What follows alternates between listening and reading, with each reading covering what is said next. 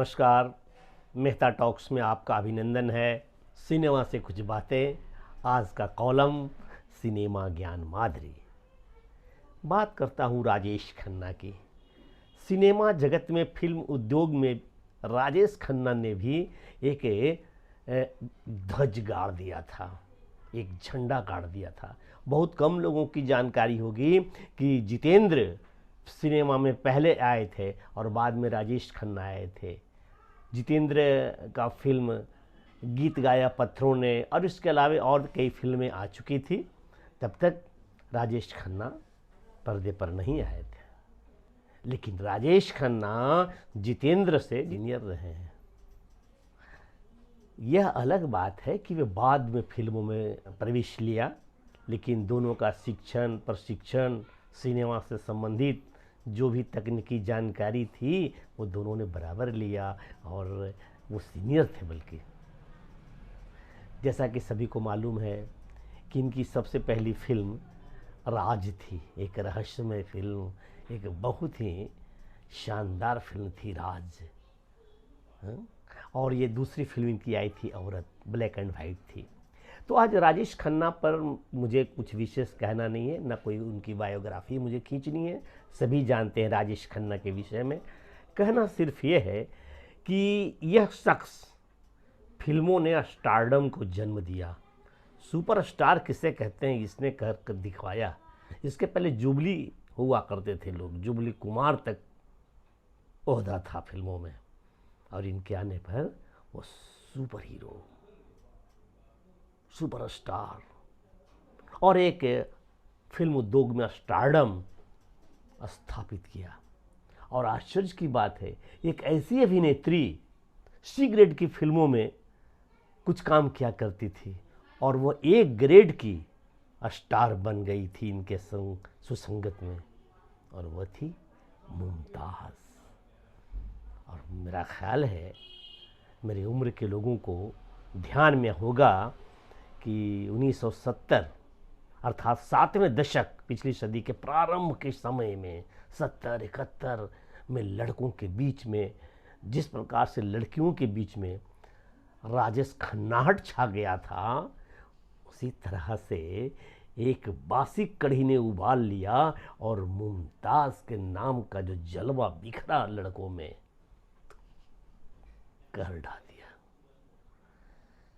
लेकिन मुझे नहीं, मैं तो मुमताज़ को दारा सिंह के हीरोइन के रूप में शुरू से ही जानता था। हाँ, मैं वक्त बदलता देख रहा था, कैसे वक्त बदल रहा है, कैसे करवट ले रहा है फिल्म उद्योग।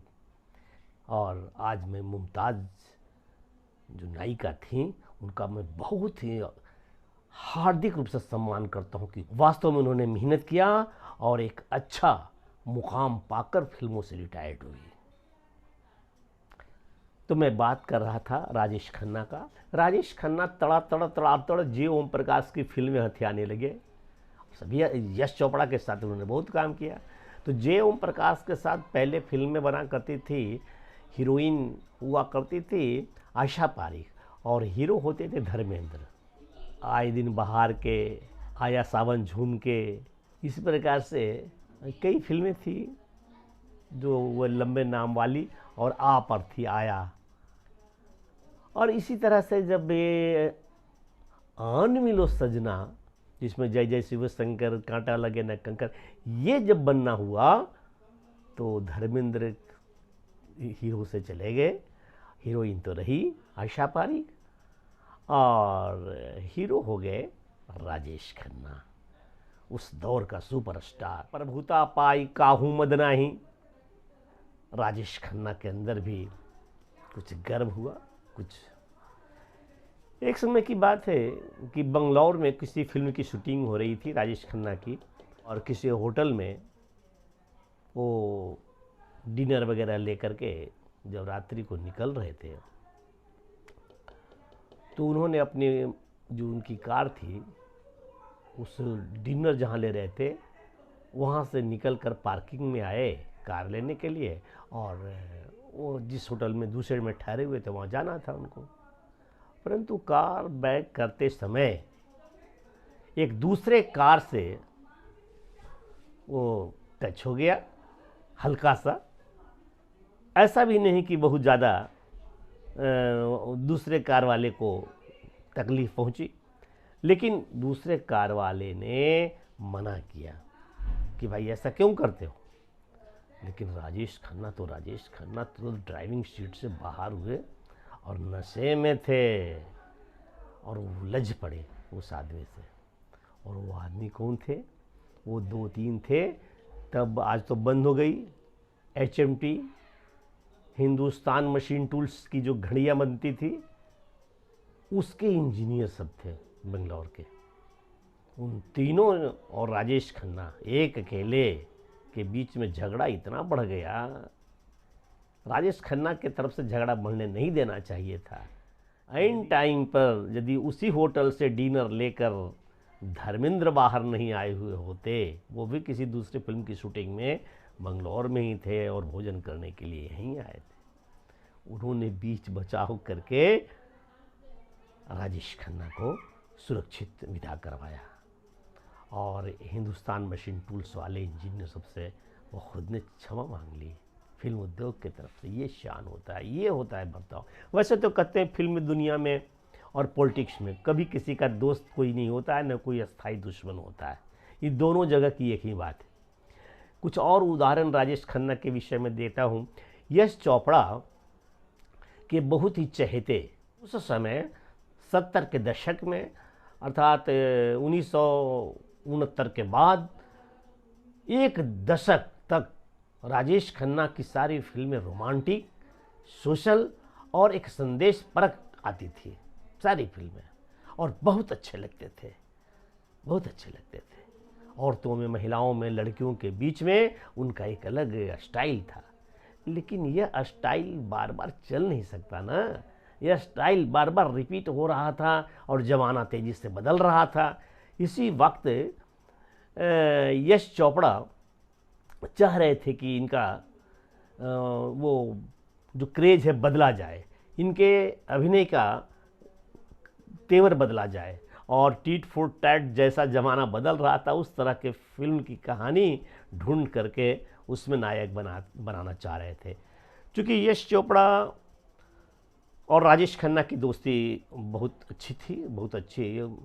ये कहने का अर्थ है कि जब वो बना रहे थे इत्तफाक बनाए, इत्तफाक में या यश चोपड़ा जब अकेले हो गए तब एक फिल्म बनाई दाग।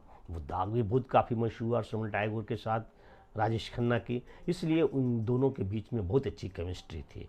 उन्हीं दिनों सलीम जावेद आए एक कहानी लेकर के यश चोपड़ा के साथ, और कहानी उन्होंने दिखाई, कहानी बहुत पसंद आई, और इस प्रकार से वो कास्ट करने लगे। तो राजेश खन्ना का नायक के लिए नाम उन्होंने चयन किया। इस पर सलीम खान को सख्त एतराज़ था कि नहीं, राजेश खन्ना को नहीं लेना है। क्यों नहीं लेना है? इसलिए कि ये राजेश खन्ना को कैरियर डुबोने का बीड़ा ले लिया था सलीम जावेद का सलीम खान। वो एक पाला हुआ था, मन में गांठ बना हुआ था कि हाथी मेरे साथी, वो सलीम खान की पिक्चर थी, और इन्होंने उस वक्त में राजेश खन्ना ने उसके देवर फिल्म्स का वो हाथी मेरे साथी, उसके निर्माता निर्देशक को इन्होंने परेशान किया था, ऐसा मानना था। और तब से उनके मन में ये फितूर समाया हुआ था कि नहीं, राजेश खन्ना को नहीं। लेकिन कहानी अच्छी थी और सलीम खान की कहानी थी, और उस कहानी पर फिल्म बनानी ही थी यश चोपड़ा को। बहुत मुश्किल पेश आया। अंत में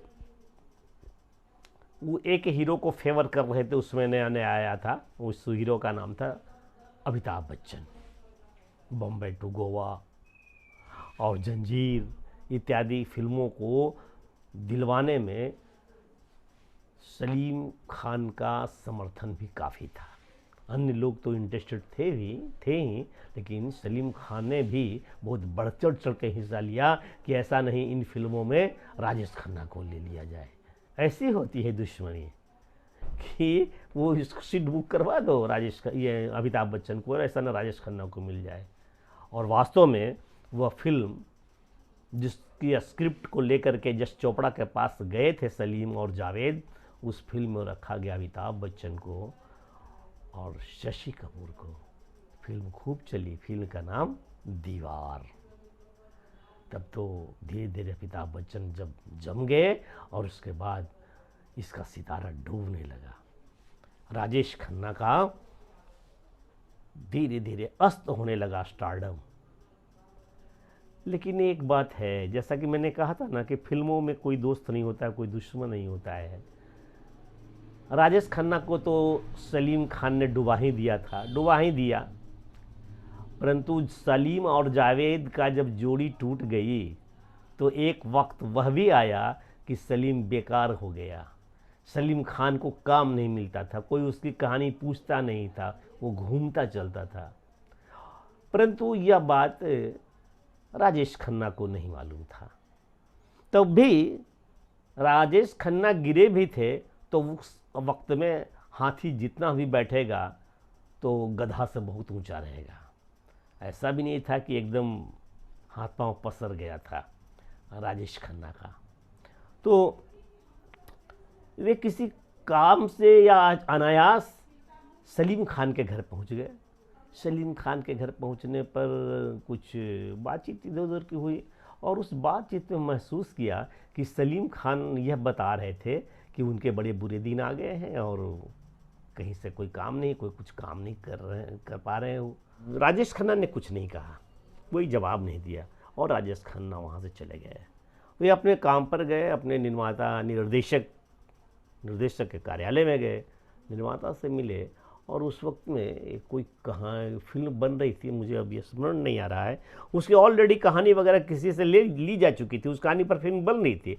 लेकिन उस स्क्रिप्ट को देखने के लिए, पटकथा लिखने के लिए निर्माता निर्देशक को जोर दिया कि सलीम खान अभी कोई काम नहीं उनको, इसको काम ये दे दीजिए, स्क्रिप्ट को एक बार फिर रिव्यू करेंगे और वो अपना जोड़ेंगे। और यह जब मालूम हुआ सलीम खान को कि राजेश खन्ना के अनुशंसा पर यह काम मुझे मिला है, तो मन में तो गलानी हुई होगी कि जिसको मैंने इस तरह से बैठा दिया, क्या नहीं किया। और वो मेरे लिए, और देखिए ठीक, और जिस स्क्रिप्ट को उन्होंने संशोधन किया और कुछ पटकथा लिखी, जोड़ी, घटाई, वो फिल्म हिट हुआ। और उस फिल्म के आप में जो सुविज्ञ श्रोता हैं या दर्शक हैं फिल्मों के, उनको यदि स्मरण आता हो तो बताएं। तो उसके बाद वो फिल्म कामयाब हुई। इसके बाद फिर से धीरे धीरे सलीम खान वो लिखने में आने लगे, आगे और फिर वे स्थापित हो गए अपने स्थान पर। लेकिन जैसे जैसे वे स्थापित होते चले गए वैसे वैसे राजेश खन्ना का सूर्य डूबता चला गया। आशा है ये छोटी सी कहानी आपको पसंद आई होगी। पसंद आई हो तो लाइक, सब्सक्राइब तथा कमेंट्स देना ना भूलेंगे और बेल आइकन अवश्य दबाएंगे ताकि नोटिफिकेशन आपके पास मेरे जितने भी वीडियो बनते हैं उसके तुरंत का तुरंत आपको मिले। और जैसे ही नोटिफिकेशन मिले कृपया करके आप मेरा वीडियो देख लिया करें। तो मेहता टॉक्स, नमस्कार।